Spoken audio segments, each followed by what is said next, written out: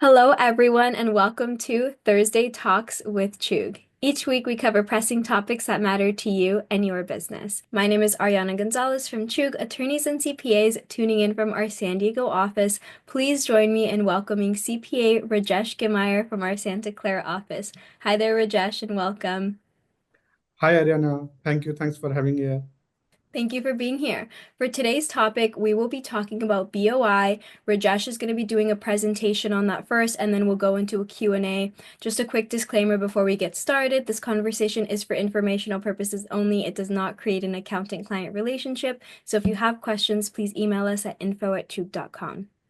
So before starting, the first question that people mainly used to have that what is beneficial ownership information and why must company report? Because this is a new requirement and everybody has same question that why should I report it? It was not earlier and never reported earlier. So first, I want to deal with this question.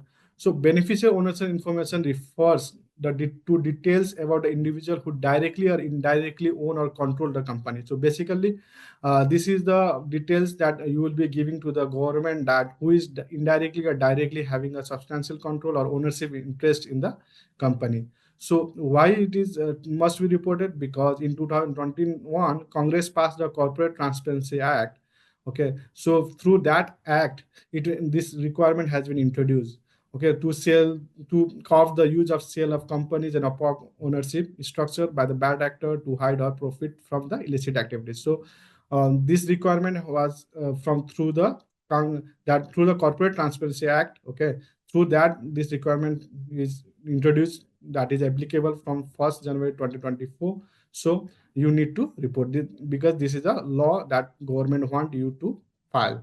Okay, and now the another question the people have that okay, if I must report, then okay, I'll do reporting, but how they will use my information, where they will give, okay, so how these information are used by the government, so who can have the access to this information. So and this information can be used by very number of sector, okay, mainly number of government agencies or number of uh, like like federal agencies who is involved in national security and intelligence, or state local tribal law enforcement agencies, or any department of treasury. So these are the list where these people, this regulation, this authority may use this your information that you have been providing, you are providing, okay. But for this also they will ask the beneficiary ownership information, whatever the information you have submitted. First, this agency will take the permission or just write a letter to the department that okay, I want the details of this, or they may just sign the contract, okay, that okay MOU that you will be giving whatever the information you are giving to the government. They will that information will flow to this agency. So but there will be, they will first ask to the government that okay, I need the particular details of this company or like that, so they will give the details. But these people can use the information. It may be the financial institute or federal function regulation or other related relevant regulator agency who is responsible for supervising or evaluating financial institute to ensure compliance with the customer due diligence obligation. So these agencies can use your information. So now let's start. Okay, this was the little brief background that why you must file the BOI and who can assess your BOI requirement. Now let's start with the deadline. So deadline. So if your company is registered before 1st January 2024, so then you must report until 1st January 2025, okay, as an initial BOI report. So and if your company is registered on or after 1st January 25, okay, if it is, it will be registered like you are registering any company in 2024 or in the future, then you have to report this within a 30 calendar day. Okay, and if you have registered any company during this year 2024, then you have 90 days to file this BOI. So it means that whatever the exist wherever there is an existing company, that existing company means company registered or created before 1st January 2024, that have time up to 1st January 2025. And if you created company during this year, that is 2024, then you have 90 days. And if you are going to create company in 2025, then you have 30 days to to do this reporting. Now, everybody have another question that who must report that should I report that I have only a small company or I have a big company? Should I report or not to report? So this is the another question that most of the people have. So who must report? So two companies should report. One is domestic reporting company. Second is a foreign reporting company.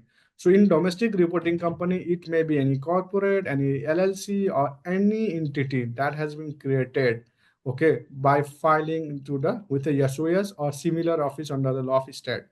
So if any domestic company is created in any state, then you have to report. You have to report the BOI. Another is foreign reporting company. So every foreign reporting company is not required because you cannot say that all the foreign countries need to report BOI. They are required only if they are formed under foreign law and registered to do business in United States. So if you are registered to do business in United States by filing a document with Secretary of State, so in that case only foreign reporting company is required to report the BOI. But yeah, there's a 23 exemption also. 23 entities are exemption. Mainly they are highly regulated bodies are there, okay, or inactive entity. So let me show the list. So yeah, this is the list that 23 entities are exempt. But before going through this, okay, that by only seeing a name, okay, my company is bank, or my entity is a bank, or my company is insurance or venture capital. Just don't look the name. Okay, you just go on the detail of these because each have number of criteria. Okay, I cannot explain all these 23 entities over here, but each of them have number of criteria that if you fulfill those criteria, then only you are exempt on these 26 point. Okay, if you are not fulfilling any of the condition, then you may not be exempt. So you need to go on details. Don't go only by the name. So I'll just describe 2 3 points out of here, that so that you can have an idea that okay, by only seeing a name you cannot say that you are exempt or not. So like public accounting firm, okay, so all the public accounting firm that we see in our market are not exempt from this criteria. Okay, they are only exempt for the BOI if they are public accounting firm registered in accordance with the Sarbanes-Oxley Act. So if only if they are registered, they are exempt. Second, you can see large operating company. So every large operating company, by only see, oh, this is the big company that I said no, they have the criteria like they must have 20 full-time employee in United States. So they have the 20 full-time employee. So that how to calculate this full-time employee or not, there's a detailed analysis. Okay, you should go through that. Another is federal income tax return must be 5 million gross receipt. So how to calculate this 5 million also, there's a detail that whether to include the foreign source or not, all those details you have to go through that also. Third point is that operating presence at physical office at United States. So you should have physical office at United States. So these criteria, if you fulfill, then you are the large operating company, and then after you are exempt. Okay, so you should go in more details. So like I heard from many of the people that my entity is not doing anything. Okay, like it is created, but I'm not doing any business, like inactive entity. So in that case also you can't say that I'm not doing anything. That doesn't mean that you are exempt. So for inactive entity also there's 6 criteria that need to be met. Like entities should be existed on or before January 1st, 2020. Okay, and the entity is not engaged in any active business. Plus entity is not owned by foreign person. So if and there is any foreign person or like a partner shareholder, then you are not exempt. Okay, you are not inactive entity as per this definition. Another is the entity has not experienced any change in the ownership in the preceding 12 month period. So there should not be any change in the shareholding. Plus the entity has not sent or received any fund in the amount greater than $1,000 either directly or through any financial account in which the entity or an affiliate of the entity had an interest in preceding 12-month period. Okay, so all these 6 criteria need to be fulfilled. Okay, it doesn't mean that if you fulfill one criteria, you are in active entity. No, you should fulfill all of these 6 criteria. The sixth one is the entity does not otherwise hold any kind or type of asset, whether in United States or abroad, including an ownership interest in any corporate, limited liability, or other similar entities. Like you must not be holding any other like subsidy, or you must not be holding any, uh, you must not be investing in any other entity mainly. Okay, so to fulfill this inactive entity, you should fulfill all these 6 criteria. Then after 1 year, you are called to be inactive entity for BUI reporting purpose, and you are exempt. So as I mentioned that, uh, by only looking to the 23 entities name, you shouldn't go on conclusion that you are exempt or not. So you have to go on details, or you need to talk with your CPA, so that they can guide you further. So now let's go on another slide. We, the main question is, who is the beneficiary owner? Okay. So now if you are convinced that, okay, you need to report, now you have a question that who must report? Who is the beneficiary owner? Whose name I need to report? So there is a 3 point. One is a beneficiary owner is an individual who either directly or indirectly. So first point is in focusing on individual. So it should be an individual unless there is a certain exemption. Second point is exercise substantial control over the reporting company. So there should be a substantial control. So individuals should have substantial control or own or control at least 25% of the reporting company ownership. So first, it should be the individual. Second, it may hold substantial control or at least 25% of the reporting company. So second and third point is or, but first point is and, like it should be individual, except there is some exception. I'll go on another slide while discussing that one. So let's go on another slide. Yeah. So a beneficial owner is an individual who either directly or indirectly. So it must be individual or natural person who is ultimately beneficial owner. Government want to know who is holding that company, who is having substantial control over that company, who is the individuals. Okay. So sometimes people may from number of layer of company, 2 3 company, and ultimately hold the last company as by the individual. So you need to figure out who is individually holding that company. So there's 2 exceptions. One is owned by exempt entity.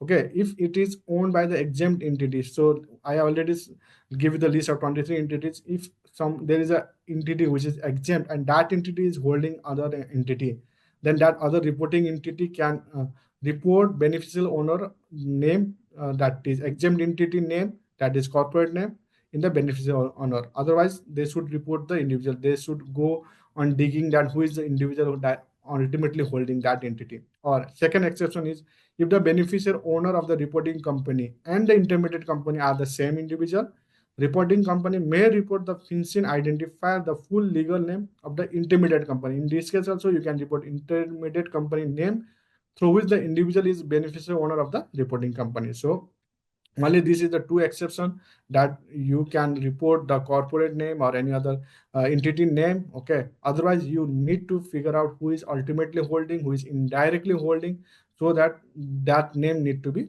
reported. And second point was substantial control. So what do you mean by substantial control? Substantial control means that who will be holding the substance. So any individual who is a senior officer like president, CFO, okay, CEO, CO. So any other officer who performs such types of function, they are the senior officer. So they have them because this designation would have substantial control over the reporting company. So their name should be also reported, even though they are not holding more than 25% or not. But if they are the senior officer, then their name need to be reported. Or any individual who has authority to appoint or remove certain officers or the majority of director of the reporting company. If anybody has a such power that he can even appoint or remove the officer, then that person also has a substantial control. So you need to report that person. Third is important decision maker. So if any person have authority to make decision making, okay, regarding a business, finances, structure, so anything like that. So if anybody have like that decision making power, then he is assumed to be have substantial control over the reporting company. Fourth point is any individual has any other form of substantial control over the reporting company. So any control. So basically, if any individual have a control over the entity, okay, so that he has a power to guide how to do business, how what to do, what not to do, then that person name need to be reported. Third point is own or control at least 25% of the reporting company ownership interest. So here we look the ownership. Substantial control is one thing, but ownership is also. So most of the case, if anybody have 20 more than 25% holding, then they have substantial control also in most of the case. Okay, but yeah, so for 25% of ownership, it is not that only you look the equity share. Okay, its interest may be in any of the form. So share of equity, stock, voting right, or any other mechanism used to establish the ownership, capital or profit interest of LLC. So if in case of LLC partnership, there will be no shareholder share capital. So in that case, you can look the capital or profit percentage, okay, profit interest of the LLC. So that should be at least 25%. So don't look only the equity share capital. It may be any convertible instrument or any put, call, straddle, or any other option, privilege of buying or selling of above ownership interest, or any other instrument, contract, agreement, understanding, relationship, or mechanism used to establish the ownership. So it may be a simple contract between the owner, okay, that may be giving the ownership interest of at least 25% of the reporting company. So you should have more details. You should discuss with the owner of the company that who is having ultimate control, who is having ultimate shareholding, or ultimately who is mainly a beneficiary of that company. You need to more discuss with the owner or the person who is authorized. So then after you can figure it out that who is having substantial control, or who is having own or control at least 25% of the reporting company. So this need to be looked. Now, after you find who is what is BOI and what need to be reported, who is the owner, beneficial owner. Second thing is what need to be reported. Do I need to only report beneficial owner name? No. So these are some things that you need to be reported. One is reporting company legal name, and other is alternative name like DVA, and third is the tax ID numbers. Fourth is country or jurisdiction of formation of the or first registration. Like if it is created in US, then you have to say that it is created in this state. Okay, if it is foreign company, then it may created long back, but you have to give the date when you have to write the state jurisdiction where it is first registered.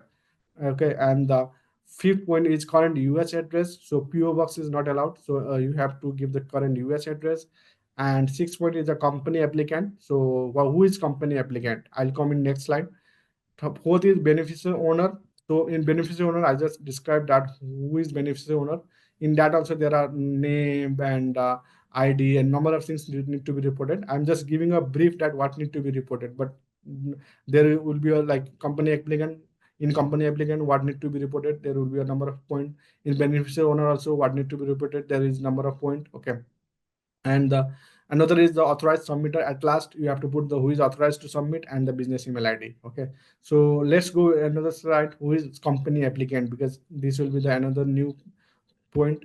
Company applicant. So everybody is not required to file the company applicant details. Okay, only if the company is created or registered on or after 1st January 2024. That means if it is registered or created during this year, or in future year if it is going to be registered or created, then at that time, at the time of finding the BOI, you need to report the company applicant. Okay, if it is registered like it is old company, then you need not to go that which company applicant, and you need not to report. So who is company applicant?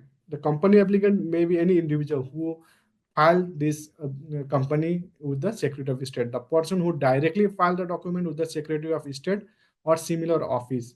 And if more than one person involved in the filing of document, the person who is primarily responsible for directing or controlling the filing. So suppose you give to some CPA to create the company, okay, and that company is created by the that CPA, and they give you the registration and everything. Then that person CPA name will come as the company applicant. If you are filing yourself, then your name will come as a company applicant. So, and in some of the case, number of person may be involved. Okay, so more than two or three. So first person will be who is directly filing that document, and second person will be who is having primary responsible for directing and controlling the filing. So we have ultimate authorized person who can take a decision that okay, you file this and that, these details to be needed to be uploaded and not. Okay, so we have the responsible person, that person name plus person who is directly filing the document. So two-person name will go. You can include number of person. There is no restriction like more than 2 person also you can give. But yeah, you are not required because in this case, so this exempt was this is the there is this exemption that you are not required if it is created or registered on or before sorry before January 1st, 2024, because you cannot go long back, right? You cannot say that, oh, who registered my company like 5 years ago, 2 years ago, or even 10 years ago, long company. So you cannot go like that far. So it is this there is exemption that you are not required to report. If and this is required only from the current year, because this reporting requirement also applicable from the current year. So this detail you need to have from the current year, that is 2024. If it is old company, you are not required. Okay, and let's go to the some seconds another slide. Okay, where I have some FAQs that people used to have, that how does a company report to FinCEN that the company is exempt. So I gave you 23 exemption list. So many people may have that, oh, I'm exempt, but do I need to report FinCEN that, okay, I'm exempt, so I'm not filing the BOI? No. If you are exempt, if you are always exempt, then you are not required to file anything to the BOI. But suppose you were not exempt or you were exempt and after that again your exemption, like in large operating company, your gross received or employee reduced from the given threshold, then you need to file again. Okay, or earlier you were exempt, or sorry, earlier you were not exempt, now you are exempt, then you have to file the that you are exempt in that case. But if you are exempt from the starting point and now you are also exempt, then you need not to report anything to the BOI. Okay, but only if there's a change in status, that from exempt to non-exempt, like in that case you have to report. Another question is there any requirement annually report a BOI? So no, you need not to report BOI annually. Okay, but if there's any change in the of details that you have submitted, okay, there are number of details that you will be submitting to the BOI. So if there is any change in that, then you have to file again. It is a one-time job, one time you have to file. But if there is any updation or any correction need to be done, then you have to do it.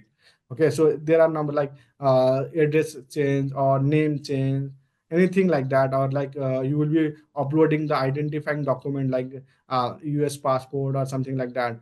Okay, so if you are uploading those document and after uploading there is some change like address change in the passport, then again you have to reattach that passport. So at that time you have to file again BOI.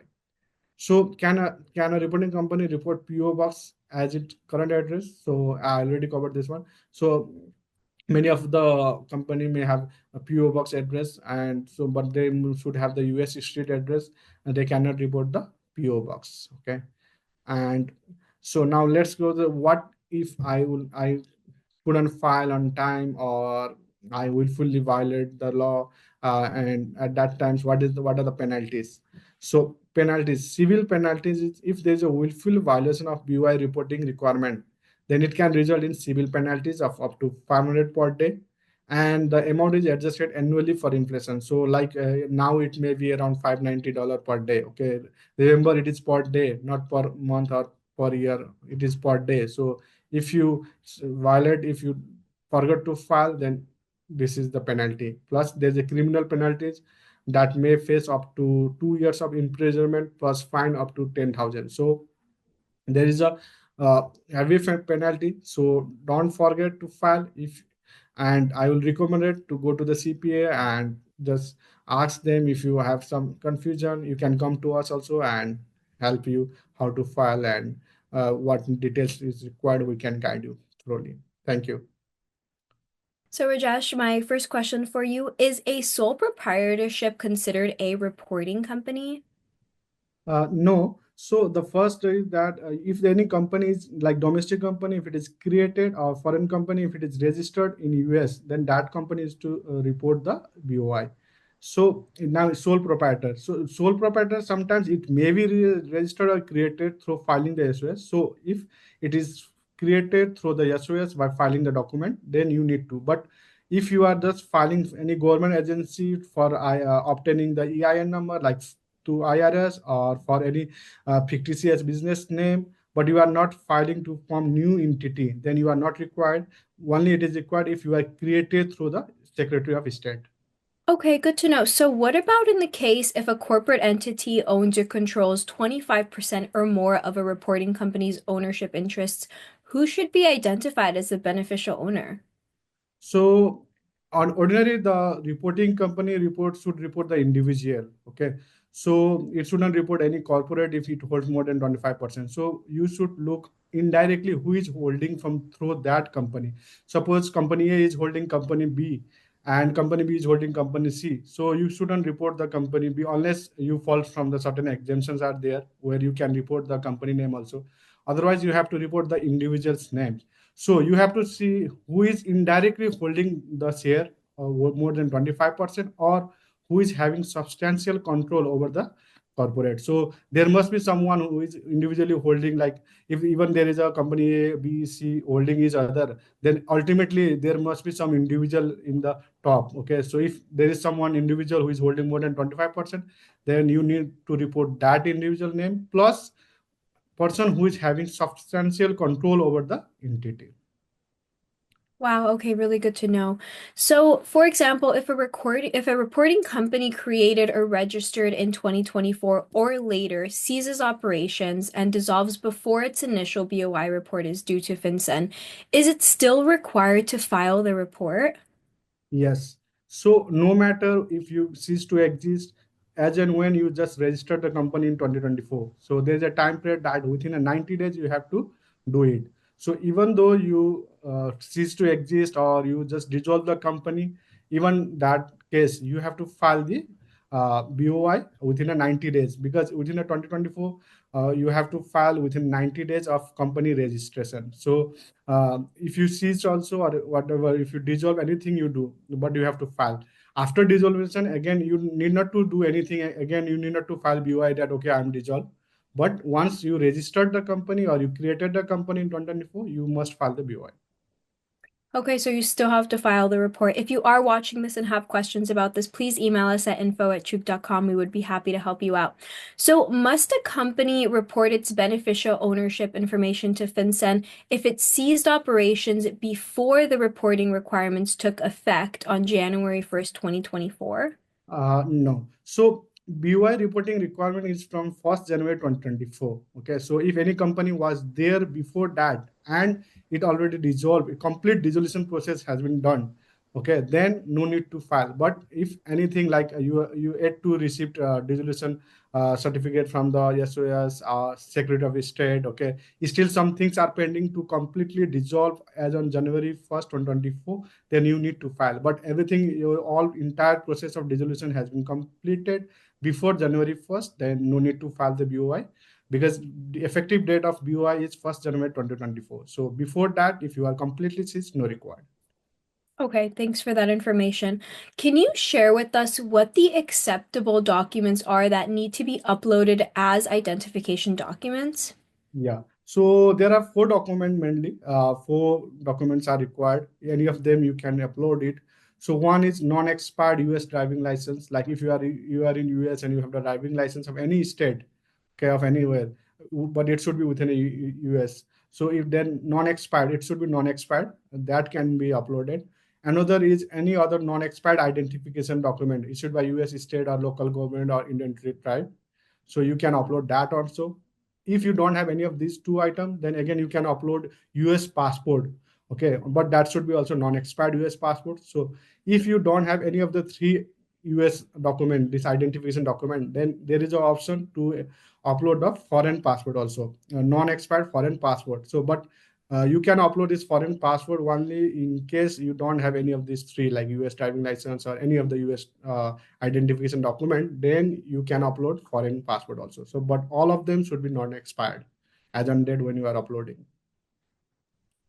Absolutely, that's very important to remember that, your documentation is not expired.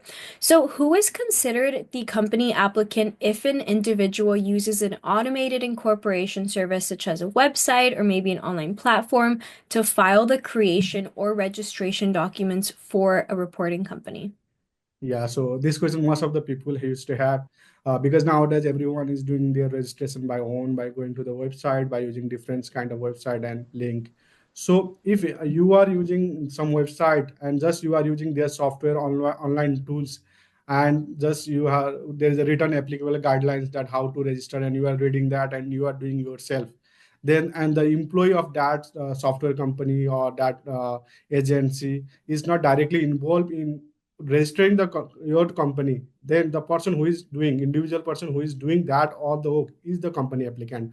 So you need not to ask that, okay, you use some website, okay, some website to register, then who is the employee of that company, how I can report them as a company applicant. Nothing is required, because you are just using the software, and you are just using their online tools to do the registration, but you are doing yourself. So the individual who is doing that, who is directly filing that in the website, and by reading yourself why you are doing, so you are the company applicant, and your name should be disclosed as a company applicant in the BOI.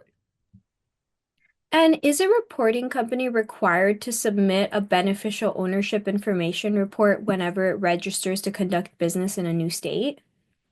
No. So if a company is created in any of the state, okay, or registered, like foreign company, for foreign company I'm saying registered, or for domestic company, if it is created in any of the state, then once it is registered or created, then you need to file the BOI. So now if you are going to another state just because you want to do some business over that state, because of that state law, that application, so you don't need to file again and again, because BOI is only once reporting requirement once you created or registered a company. So after registering, creating, you will file the BOI. So again, you need to update or correct BOI if there is any changes.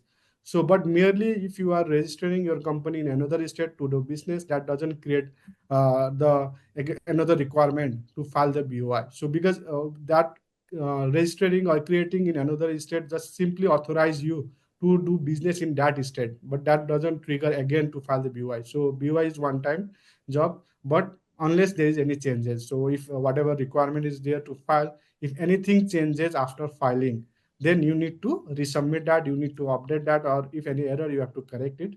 But merely you are filing in another state for registration purpose doesn't create trigger this again to file.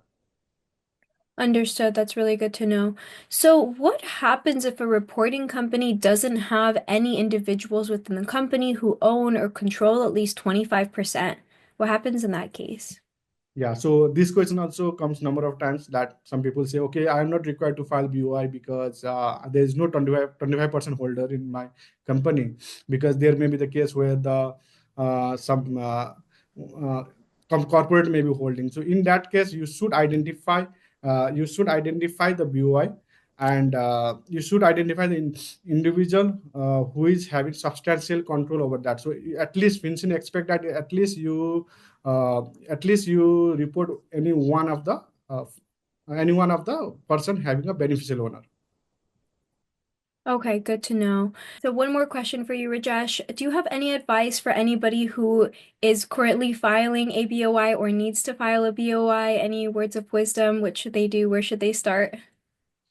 Yeah, if you, it is better that if you go to the CPA, and they will, because they will have more knowledge and how to file, because the penalties are heavy.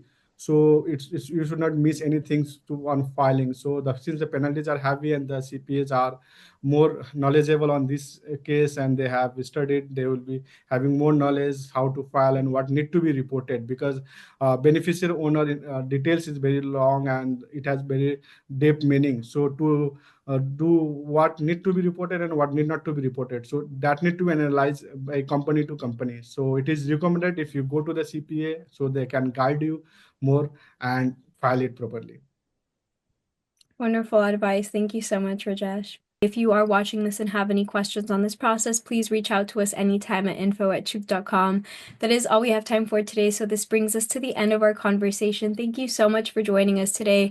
To stay up to date, please subscribe and follow us on Facebook, LinkedIn, and YouTube. If you have any questions or suggestions, feel free to email us anytime at info@chuk.com. Let us know what topic you want to see next. And make sure to join us back here next week for more pressing topics that truly matter to you and your business. Until next time, stay safe and take care. Thank you everyone for joining us. A special thank you to you, Rajesh, for all of your insights.